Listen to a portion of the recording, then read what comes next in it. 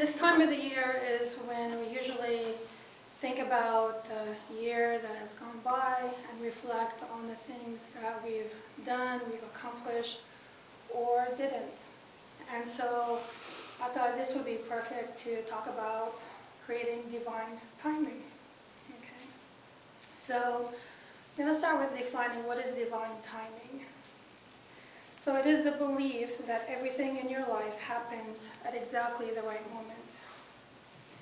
Though things or events may seem tough, unusual, or not make sense, divine timing assures you that the universe is placing people, things, challenges, and more into your life when you can handle them. So who here has at one time or another set a goal for yourself and either did not happen at all, even though you did everything you can that you know to do, or something close to it happened but just not quite exactly, or it happened just not in the time that you thought it would happen. Been there, done that, right? Have you also had the experience of working on achieving something and you're working on it, and all of a sudden everything comes together and feels like magic? All the pieces coming together. And looking back, you can see that every challenge you experienced and certain people you met played a role in getting you to that point. In order for that to happen, you needed to be open and receptive to the guidance in the form of small steps to be taken here and there. So you see, divine timing is always happening. So how do we let go and trust that? Faith is a big part of it. This does not mean that we say, Source, I want a Lamborghini, please make it happen, and then sit back and wait. We need to do our part because we are part of the puzzle. Taking action contributes to creating our divine timing. We are co-creating. So how do we balance letting go with having faith that Source and our Heavens team, and I define Heavens team being our guides, our ancestors, Source, everyone is with us as a team, assisting us. This can be very challenging because it is in our nature as human beings to want to feel like we are in control. We want to know what is going on, what is going to happen, how it's going to happen, and when it's going to happen. So I'm going to use the analogy of a puzzle.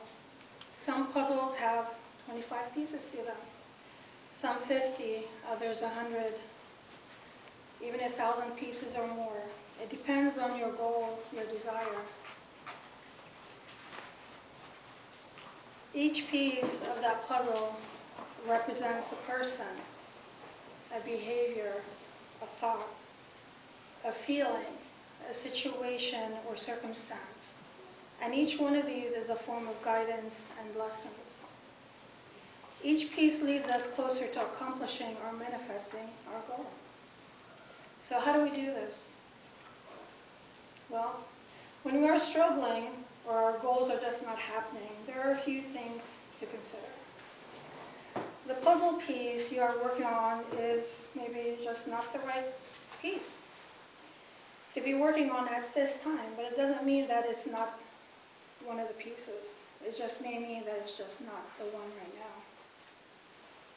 now. And a different piece needs to be worked on to then lead you to that next piece. Another consideration is that there is something in the background driving the struggle.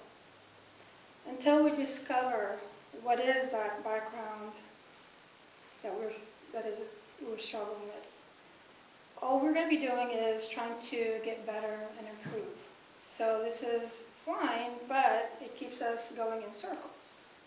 We are trying one thing, it doesn't work. We try another thing, kind of fits, but not quite. So we go to the next, and on and on and on, and we keep spinning our wheels. And it's like grabbing at straws, right? To see which one works. All of this is being driven by a fundamental concern. So ask yourself, for example, what have I made having a Lamborghini, or having financial freedom, or having my own business, being an entrepreneur? Having my own business, what does that mean? What is the significance and meaning that I have added to these things? Notice all of your stories, because sometimes it is what drives our choices and the actions that we take. So becoming aware of our stories and the meaning we are giving to what we want to create allows us to put those stories and meanings in the past and create newly from being in the present. So you see, with stories comes ideas about how things should be and expectations of how things should come out, the results. When we let go of these expectations and outcomes, we are letting go of control, allowing ourselves to be in the present moment. This creates an opening to our divine channel and wisdom, and what opens up is freedom to create from the present. And when we are trying to control the outcome with the result, we are also narrowing our field of manifestation. We are narrowing the opportunities, seeing the opportunities that are coming to us. We just are tunnel visioned, and so we miss everything else around us that may be coming to us. So another aspect of this is noticing what you're telling yourself about yourself in relation to what you want to create. We all have running commentaries going on in the background of our head, in our mind. What that looks like is, for example, I want a Lamborghini. The next thought is, well, things like that don't happen to me. Other examples could be, I don't know if I'm up for the challenge, for what it takes to get a Lamborghini. I would know what to do with it, even if it fell in my lap. And notice, these tend to be themes that run consistently in different areas of our life. So it's not just in one area in relation to one thing. It is a theme that can present itself slightly different, but it is the same message nonetheless that we're telling ourselves. So we have this commentary going on in the background. It will not make much difference how much work we put into something, how much we meditate and ask for it and ask for guidance. It's really not going to make a whole lot of difference. It's like having water coming down, but it's hitting a wall. You can't move through it. So it is a form of resistance. And it blocks us from being present to opportunities and guidance. So we want to notice and address any themes running in the background that we are telling ourselves. So why is this important? What we say and what we think impacts how we view ourselves, how we view others, our situations, and experiences. It also impacts our ability to notice what we are being given in the form of opportunities and open doors to walk through. So if you are unable to recognize the theme commentary, if you're really not present to it, one way to get to it and practice, because sometimes we're really not aware of what we're thinking. It just sometimes just happens so quick. We're not even consciously aware that we're thinking, or we just had a thought. We just noticed a feeling, a sensation, an emotion. We're like, where did this come from? So one way to recognize that is to go backwards. Okay, so reflect back on a potential opportunity that came up and you did not take it, for example, for whatever reason. Or when an idea popped into your head about taking action and you didn't do it. So going back to that and just reflect on that, what was going through your mind? What was happening? What were you telling yourself? And initially it may be a little bit challenging because again, we're not aware of these things initially because they happen so quick. So with time, as we do it over and over and practice that, it becomes easier and easier for us to recognize those things. And then we're able to catch ourselves just when we're about to think that we're like, oh, nope, I got you. I'm not going there. Okay, and then we can shift that and replace that with something else, what we do want. So that then, so I'm gonna now go on to the next step because that's, you know, one big part of it is our thoughts, how we think about ourselves, how we view ourselves, not just the words that are spoken, but also what we say to ourselves, our thoughts. And that plays a big role in being creators and manifesting. So we are here to experience what it is like to create and have it manifest. So this is our oyster, if you will, you know, playground of being able to create and manifest and enjoy the experience of this existence, being here in this, on this plane, this earth. But we are not meant to do it alone. We are meant to co-create with each other and the source and universe. So you have done all you can do, and it has not happened yet. What happens is that then we either give up, and giving up is a form of helplessness, right? And there could be a frustration or anger. When we are feeling helpless, frustrated, or angry, what is our vibration like? Not very high. And so how likely is it that we are going to see the things that are being put into our life for us to work with and create? We are not likely to see them because our vibration does not match the vibration of what it is that we're desiring. So this is another aspect of creation. On the other hand, we can say, I have done everything I know to do and I need assistance. So then we can go within and ask for assistance and listen for guidance and inspired action. Now this does not mean that we give up our power by saying to Source or Spirit, as I mentioned earlier, that what I want, you know, please make it happen. This is saying we are not powerful when we do that and can't make things happen for ourselves. This is also not a vibration in alignment with the truth of who we are, which is powerful beings capable of having what we desire. There is a way to ask for guidance that is empowering and reflects co-creating. We do not want to ask what is my highest good because then we are, again, not taking responsibility for our part in the puzzle. It is like saying, I am going to leave it up to you. Tell me what is best for me to do in this situation. It means we don't trust ourselves and we don't have a say, but we do because we are co-creating. So how do we co-create?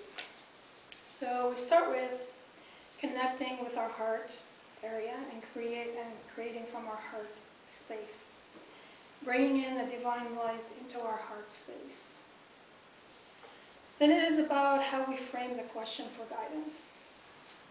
There are no shoulds, like should I do this? Okay, what should I do? Because again, that's a form of saying, I need approval for A, B, C, D. And there's no, tell me what to do. Because again, you're giving your power away to someone else. What we can say is, share with me, Source, God, my heavens team, share with me your perspective, your wisdom, or the wisdom of my soul. And take one area in your life you want to create or work on, and state what it is that you are aware of you want to experience on the physical, mental, and emotional levels as they relate to what you want to create. For example, I want financial freedom. Okay, so I would say, share with me about my finances, your perspective. And what is important to me in my physical reality is that I know I need money to clothe myself. Mentally, I want to have peace of mind. And emotionally, I want to feel confident that I have what I need and feel the freedom to create.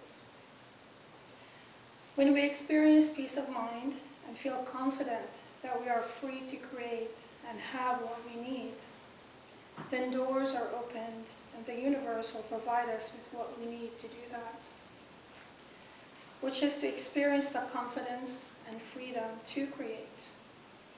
As a byproduct of that, we experience financial abundance. Another way of putting it is asking yourself what it would be like being physically, mentally, emotionally, financially free.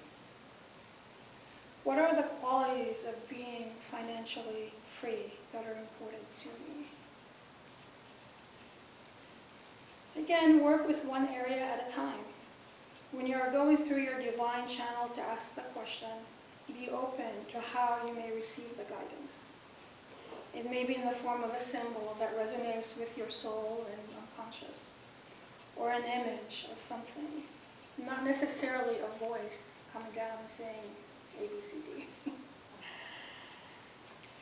And lastly, the other part is to be in gratitude.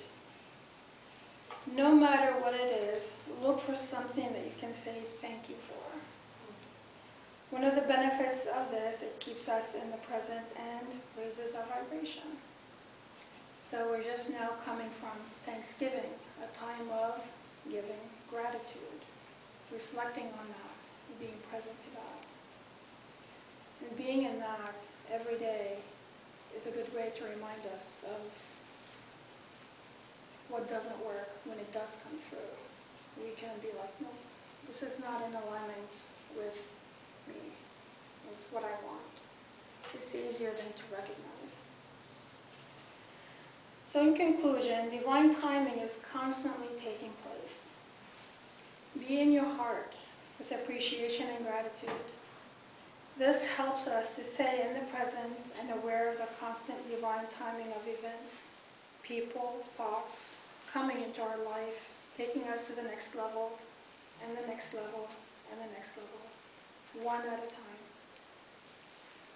When we go within to ask for guidance and assistance, we do not give our power over to Spirit or Source by saying, here you go, do this for me. We are here learning to create, and more than that, are learning to be co-creators because we are not meant to do this life alone. We are meant to learn to co-create together with each other, as well as with Spirit, the universe. They help us by opening one door at a time for us to step into. And one last thing that I want to address is the importance, again, of our words that we use. And there has been an experiment, I don't know if you guys, you've probably heard of him, Dr. Emoto, okay, out of Japan. So he did experiments using water and testing the molecular structure of water based on the words used on the container with water. And depending on the word that was used, the molecular structure of the water differed and varied. So if you use the word love, for example, the molecular structure is beautiful. It's like a snowflake with all these intricate, beautiful designs. And when he used the word, for example, hate, it was, the molecular structure was disorganized. It had no structure. It was just not pretty at all. And just think of, consider what that means for us as human beings, where 60% of our body is liquid, is water. So what does that say about us when we are using words that don't describe us in the best light? When we say we can't do this, or I'm not that smart, or I'm not that capable, or I'm not that strong or powerful. Others can do it, but I don't know about me. I don't know if I can do that. Right? So you are informing your body, your physiology. You're giving it instructions in that way. And so it's really, really important to watch what we say to ourselves. And, it's not easy.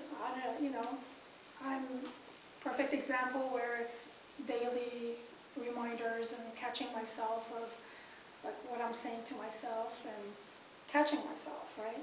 So every day just notice, don't beat yourself up. If, it just doesn't happen, it takes time, and gradually it becomes easier and easier and more evident, and you'll be able to catch what you're saying and shift that right away. Thank you.